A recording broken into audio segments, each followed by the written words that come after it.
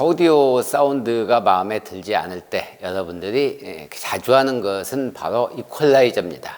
그런데 이 이퀄라이저를 만졌을 때 실제 소리가 어떻게 변하는지 귀로는 느끼지만 여러분들은 한 번도 어느 주파수 대역이 움직이는지를 사실은 자세히 알지는 못합니다.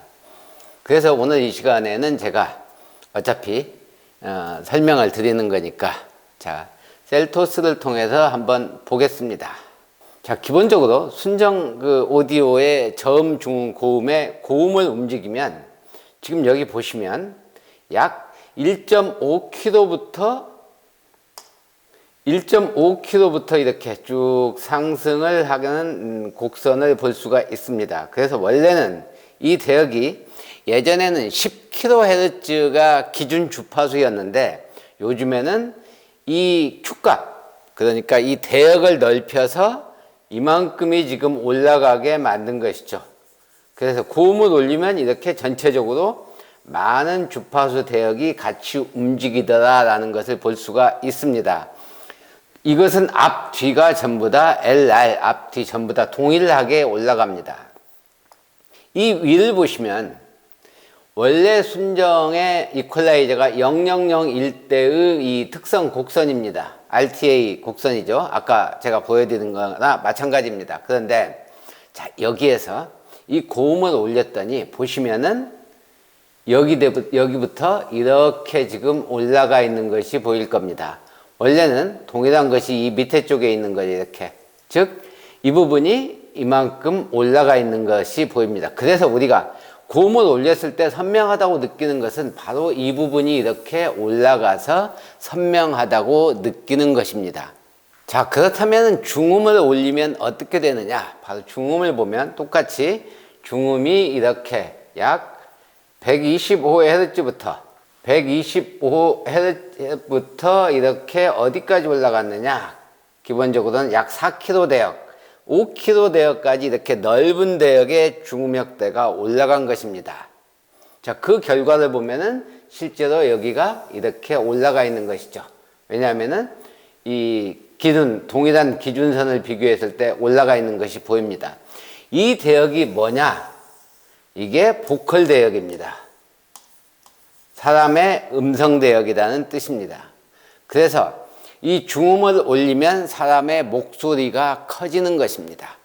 자, 이번에는 저음을 한번 올려보겠습니다. 저음을 10을 올렸더니 실제로 이 음역대가 이렇게 올라간 거죠. 그러니까 250부터 20Hz까지 이렇게 올라갔습니다. 사실 중심 주파수는 원래 예전에는 이 100Hz였었는데 이 대역이 기준으로 해서 올라갔었는데 최근의 추세는 약간 이 대역이 우퍼가 있는 시스템이든 없는 시스템이 조금 내려갔습니다. 이렇게. 그래서 보통 약 45Hz나 50Hz가 이렇게 올라가 있는 것이죠.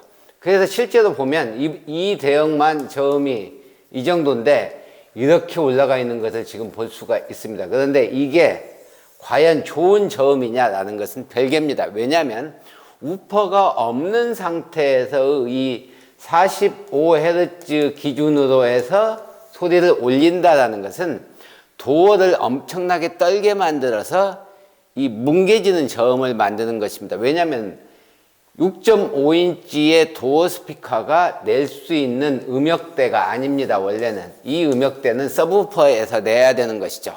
그런데 도어에서 낸다는 것은 이 대역이 뭉개져서 들릴 거다라는 것입니다.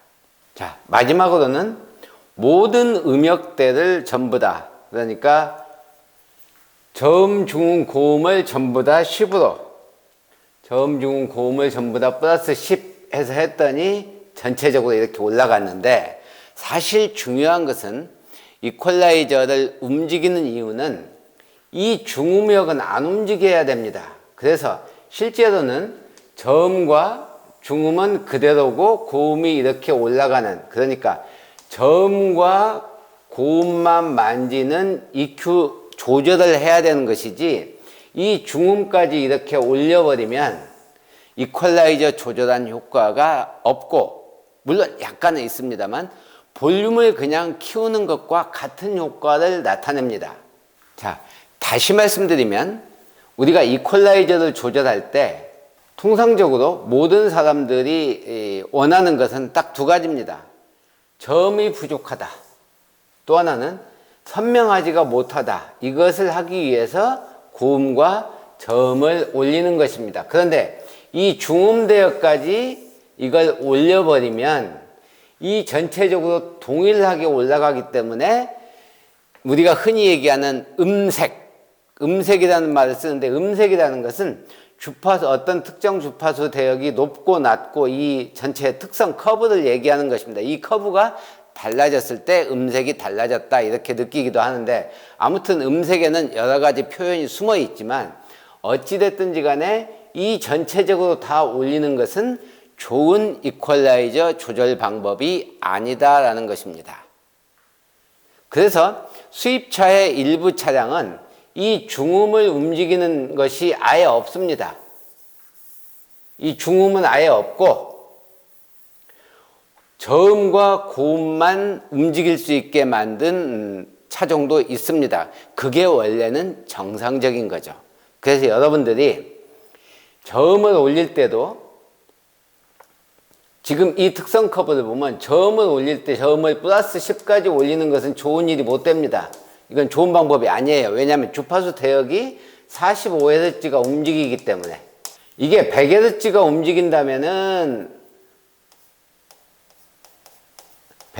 움직인다면은 올려도 상관이 없는데, 이 45Hz가 움직이는 이런 상태라면은 저음을 플러스 5 정도, 많이 올려도 이 정도 올리는 게 맞는 것입니다. 그리고 이 고음 같은 경우에는 지금 이 대역이 약 1km에서부터 이렇게 지금 아까 올라가지 않습니까? 이런 식으로 올라가는데, 사실 고음을 많이 올리면 트위터의 성능이 떨어지기 때문에 소리가 거칠어집니다. 그래서 여러분들이 이렇게 플러스 10 이렇게 올리는 것은 결코 좋은 좋은 소리를 만들지 못합니다. 그래서 저음과 고음을 적당하게 5에서 7 정도 이렇게 움직여서 내 귀에서 거슬리는 소리가 나오지 않을 정도로 조절을 해서 듣는 것이 좋습니다.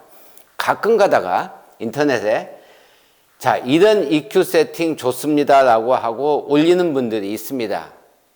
그 EQ 세팅은 그 사람 귀에 맞는 것입니다. 그 사람이 좋아하는 음악, 거기에 맞춰서 자기 귀의 성능에 맞춰서 그게 좋은 것이지 다른 사람한테는 그게 아무 의미가 없습니다. 그래서 여러분들이 소리를 들을 때는 오로지 본인 귀에 맞춰서 거칠지 않고 너무 뭉개지지 않는 그 선을 지켜서 이퀄라이저 튜닝을 하는 게 좋다라는 뜻입니다. 지금부터는 굉장히 중요한 내용을 여러분에게 이야기를 하려고 합니다. 우리는 센터 스피커가 없을 때 센터 스피커를 추가하려고 많은 노력을 합니다. 그래서 제가 이전에도 설명을 드렸지만 센터 스피커를 그냥 추가하는 것이 얼마나 나쁜 것인지에 대해서 설명하려고 합니다. 자, 지금 보시는 파형이 여러분들은 아마 처음 보는 분도 계실 거고 제 영상을 보신 분들은 아마 여러 번 봤을 겁니다. 이게 지금 굉장히 중요한 내용인데 어떤 내용이냐? 제가 항상 설명드렸다시피 순정 신호는 시간과 위상이 변경되어 있다. 그리고 이퀄라이저도 변경되어 있다. 그 얘기는 이퀄라이저가 이렇게 어떤 특정 주파수는 올라가고 특정 주파수는 내려가게 이렇게 세팅이 되어 있습니다. 물론 시간 조절이 되어 있는 경우도 있고 위상 조절만 되어 있는 경우도 있습니다. 그런데 거의 대부분은 시간과 위상이 다 조절되어 있죠. 자, 하나하나를 살펴보겠습니다. 앞 도어의 LR, 이 앞 도어의 LR 신호가 이렇게 여기 있습니다.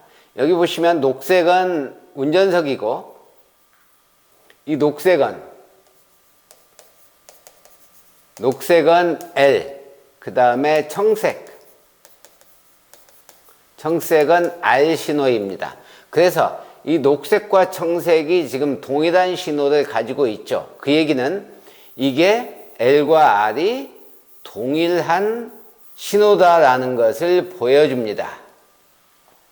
각각을 했으니까요. 그런데 L과 R 신호를 이 핑크색 L 플러스 R 해서 두 신호를 합해 봤습니다. 그랬더니 두 신호를 합해도 사이즈가 이렇게 동일하게 나와야 되는데 실제로는 이렇게 특정 주파수 대역이 떨어져서 나온다는 얘기죠. 자, 이게 무엇을 의미하느냐? 이 대역에서 어느 특정 채널의 위상이 변경되었다라는 것을 의미합니다. 이 위상이 변경되었다라는 것은 굉장히 큰 의미를 내포하고 있습니다. 자, 그것은 조금 이따 제가 알려드리도록 하고, 뒷도어를 봤더니 더 심합니다. 지금 청색과 갈색이 뒷도어의 LR인데 두 개의 신호를 합했더니 이런 특성 커브가 나왔습니다. 엄청나게 레벨이 떨어졌죠. 그러니까 L과 R이 완전히 다른 신호가 나오도록 만들었다는 뜻입니다. 자, 이게 이 그래프를 보면 여러분들은 왜 그게 중요한지를 알 수가 있습니다. 지금 이 그래프는 EV6의 사례를 제가 그래프로 가져왔습니다. 동일하게 L과 R 신호인데 이 핑크 컬러는 L과 R 신호를 합한 것입니다. 자, 그랬더니 파형이 이렇게 나왔습니다. 지금 이것은 시간과 위상이 둘 다 바뀌어져 있는 경우입니다. 자, 이것을 센터 스피커를 장착하기 위해서 센터 스피커의 신호를 두 개를 합해서 어차피 생성을 해야 되니까 생성을 했더니 센터 스피커의 신호가 이렇게 잡히는 것입니다. 이 파형을 그대로 옮겨가는 것이죠. 자, 이게 무엇을 의미하느냐? 이 음역대는 소리가 들리지 않는다는 뜻입니다. 이 부분은 소리가 들리지 않는다는 뜻이에요. 이대로 센터 스피커를 생성한다면. 그래서 제가 항상 여러분에게 설명드리는 바가 바로 SSRP에 대해서 제가 매번 여러분에게 이야기하는 부분이 바로 이 부분입니다.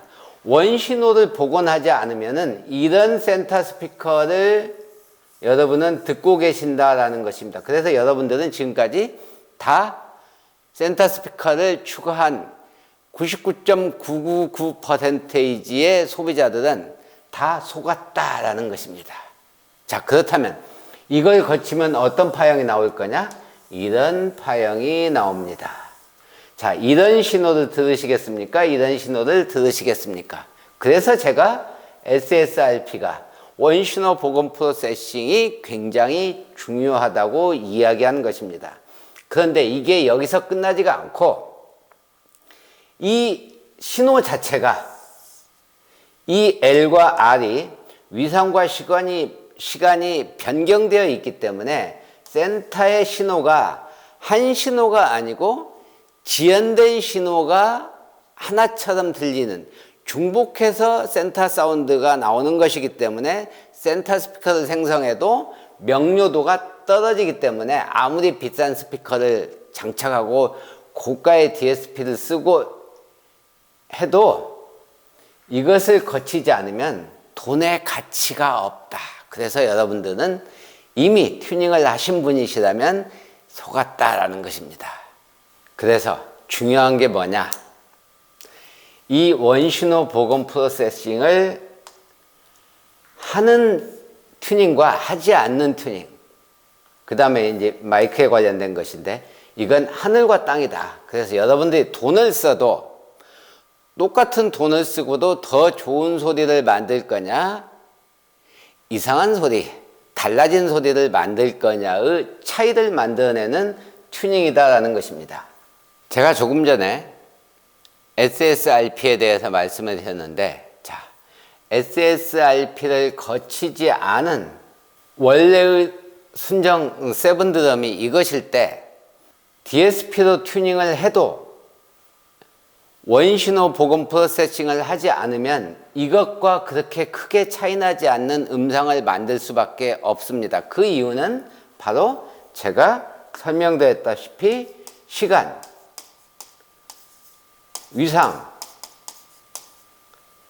이것을 원래대로 복원시키는 원신호 복원 프로세싱을 통해서 기준을 정하고 거기서부터 다시 출발하는 튜닝이 진행되지 않기 때문에 DSP를 아무리 좋은 걸 넣고 스피커를 아무리 좋은 걸 넣어도 이런 밸런스와 음상을 가질 수밖에 없다라는 것입니다. 자, 그렇다면 SSRP를 거쳐서 튜닝을 하면 어떤 음상이 생길 것이냐? SSRP를 통해서 거친 사운드는 음상이 정렬되고 고음이 부드럽게 됩니다. 왜냐하면 위상도 조절되기 때문에 명료도가 올라갑니다.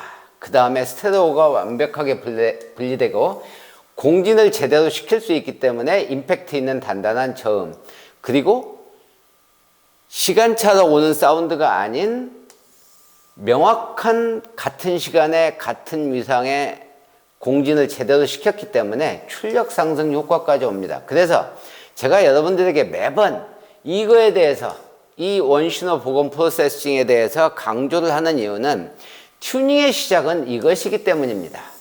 자, 그렇게 만들면 실제로 세븐드럼을 돌려보면 제대로 튜닝되면은 이렇게 1번, 2번, 3번, 4번, 5번, 6번, 7번 이런 완벽한 세븐드럼을 만들면 해상력과 밸런스와 스테레오 사운드가 제대로 만들어지는 그런 튜닝을 여러분들은 경험하실 수가 있습니다. 그렇게 해서 튜닝을 하면 어떤 사운드가 만들어지느냐? 바로 이런 그래프가 만들어집니다. 원래 순정에서 나타났던 이런 딥, 이런 부분들, 이 튀어나온 부분들, 그 다음에 아까 제가 얘기한 중음역대의 딥, 그 다음에 이 저음, 공진점이 올라간 저음 해서 거의 이런 신호를 만들어내는 것이죠. 저음이 약간 올라가고 중음역대는 평탄하고 고음이 약간 올라가는 이런 RTA 특성 곡선을 만들어낼 수가 있습니다. 자, 다음에는 여러분들에게 그런 사운드를 만들기 위해서 튜닝을 하기 전에 뭔가를 어떤 식으로 시스템을 구성해야 되고 어떤 식으로 전체적인 설계를 해야 옳은 것인지에 대해서 간단하게 설명드려 보도록 하겠습니다. 그것은 이제 첫 번째는 크게 보면 세 가지인데, 하나는 트위터, 하나는 트위터를 어떻게 할 거냐, 두 번째는 센터 스피커를 넣을 거냐, 세 번째는 우퍼를 넣을 거냐입니다. 이 세 가지가 튜닝하기 전에 여러분들이 결정을 해야 되는 내용입니다. 그래서 지금부터 트위터를 어떻게 할 건지를 한번 알아보도록 하겠습니다. 자, 트위터는 기본적으로 이 순정 시스템에서, 이 순정 시스템은 지금 채널이 하나에서 트위터와 그 다음에 앞 도어의 미드 우퍼의 한 채널로 구성되어 있는데, 그것을 도식화시키면 이런 것이 됩니다. 그러니까 채널은 하나인데 고음과 그 다음에 중저음이 나오는데, 이 고음에 컨덴서 하나만 추가돼서 저음 제거 필터를 사용하고 있는 것이죠. 자, 이런 필터를 사용하면 조금 전에 설명해드린 이 순정의 1차 필터 같은 경우에 특성이 어떻게 나타나느냐, 고음 트위터는 이런 식으로 나타납니다. 그 다음에 중저음의 미드 우퍼는 이런 식의 특성 곡선을 나타내게 됩니다. 자, 이렇게 나타나면 어떤 일이 벌어지느냐, 이 대역에서 이 고음이 이 트위터에서 나오는 이 중음까지도 여기에서 나오게 되는 것이고, 이 트위터에서 고음만 나와야 되는데 도어에 있는 미드 우퍼에서도 이만큼 성분의 고음이 섞여서 나와서 이게 소리를 지저분하게 만든다는 것입니다. 그래서 우리가 스피커를 교체하면 이런 시스템을 구성을 하는데, 여기 보시면 여기에 이제 우리가 흔히 얘기하는 패시브 네트워크 필터라고 하는 것을 사용을 하게 됩니다. 이 패시브 네트워크 필터를 사용하게 되면, 이 고음이 원래 이렇게 되어 있는 순정 상태에서 필터를 쓰게 되면 이런 식으로 떨어지게 됩니다. 급격하게 떨어져서 이 트위터가 중음을 내지 못하도록 만드는 것입니다. 고음도 마찬가지입니다. 미드 우퍼가 원래는 이렇게 되어 있었는데 패시브 네트워크 필터를 쓰면은 이 기울기가 더 급격하게 돼서 이 부분의 사운드의 영향이 트위터에 영향을 미치지 못하도록 만드는 것이죠. 자, 그렇다면 실제적으로 우리가 바이앰프를 한다라는 것은 이런 의미입니다. 그러니까 트위터 따로 채널을 하나 부여하고 미드 우퍼도 채널을 따로 부여하는 것이죠. 저렇게 만들면, 자, 그래프를 정리해 보면 이렇게 볼 수가 있습니다. 자, 지금 이렇게 시안 컬러로 나와 있는 이 부분이 순정, 그 다음에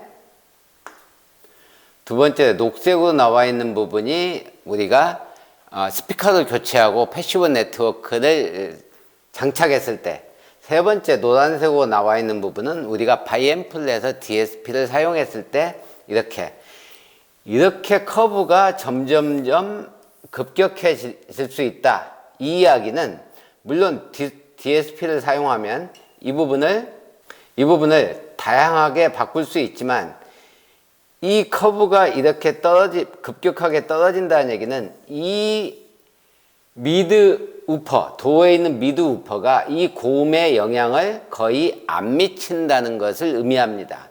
위로 올라갈수록 레벨이 높기 때문에 트위터에서 나오는 성분과 도어에서 나오는 성분이 겹친다는 얘기죠. 그러니까 자기 역할이 아닌데 소리를 내고 있다라는 의미입니다. 그것은 이쪽에 트위터도 마찬가지입니다.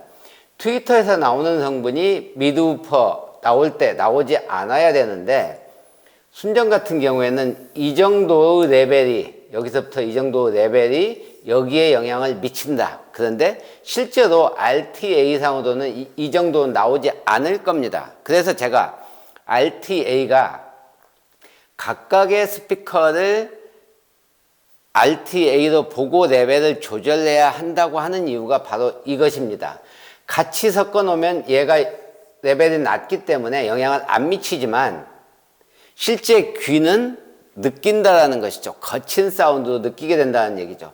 자, 그래서 패시브 네트워크 필터로 바꾸면 이런 식으로 바뀌고, 바이앰프를 하면은 더 급격하게 해서 이 미드 우퍼, 이게 이제 미드 우퍼인데, 이 미드 우퍼에서 고음역대가 나오지 않게 만드는 것이 바로 바이앰프를 하는 이유입니다.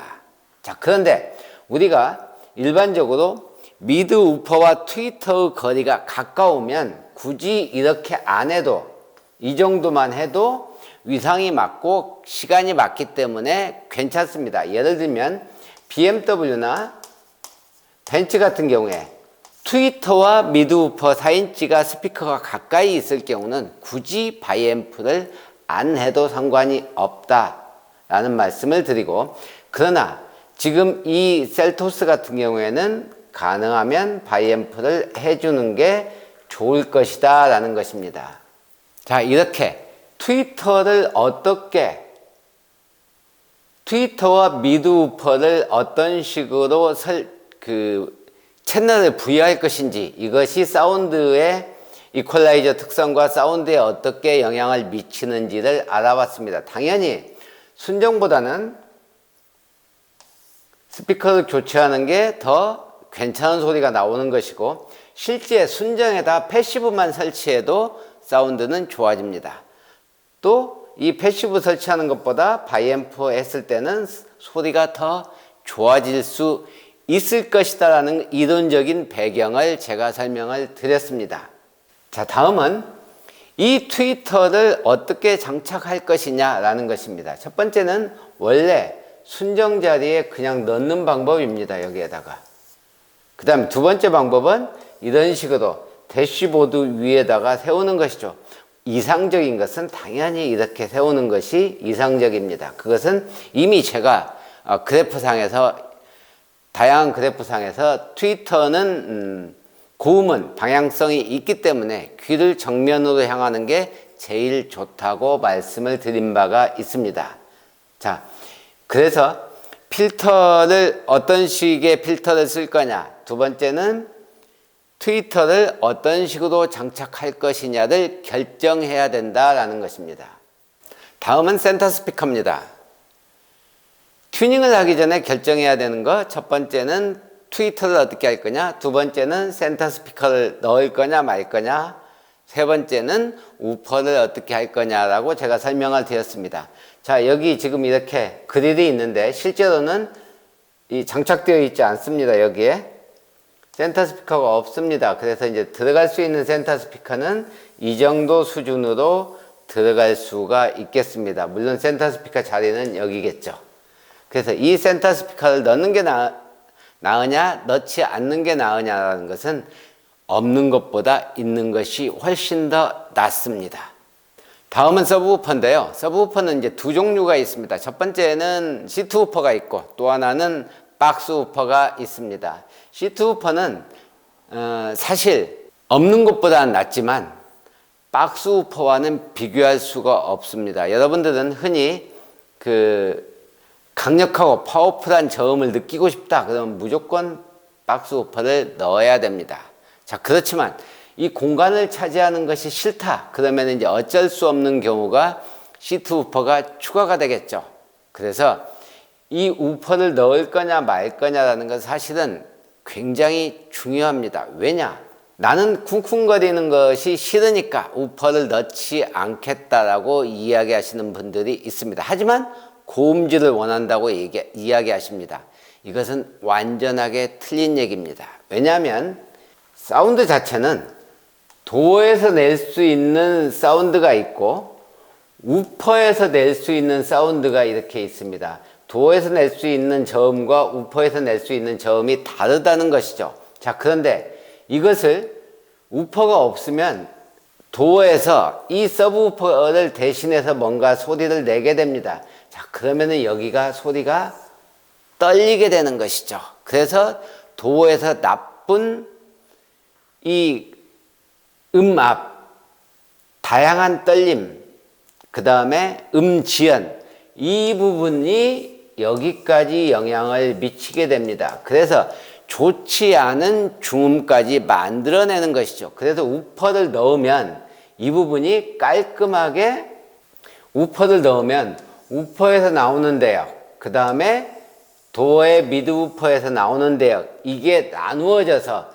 지금 원래 이 도어에서 이렇게 나오던 것을 도어에서 이 부분이 안 나오기 때문에 이 미드레인지의 역할이 자기가 낼 수 있는 음역대만 제대로 내기 때문에 훨씬 더 깔끔하고 명료도 높은 소리를 만들 수 있다는 것입니다. 그래서 이 우퍼의 출력을 높게 만들지 않아도, 즉 다시 말씀드리면 쿵쿵거리지 않아도 좋은 소리를 만들려면 반드시 들어가야 되는 것이 우퍼입니다.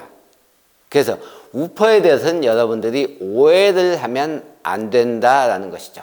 네, 이렇게 시스템을 어떤 식으로 구성해야 되고 어떤 부품이 필요하고 이게 왜 필요한지, 그 다음에 그에 따라서 소리가 어떻게 변하는지까지 여러분들에게 말씀을 드렸습니다. 자, 이제 셀토스를 시스템을 꾸며볼 건데요. 이것은 다음 시간에 하도록 하겠습니다.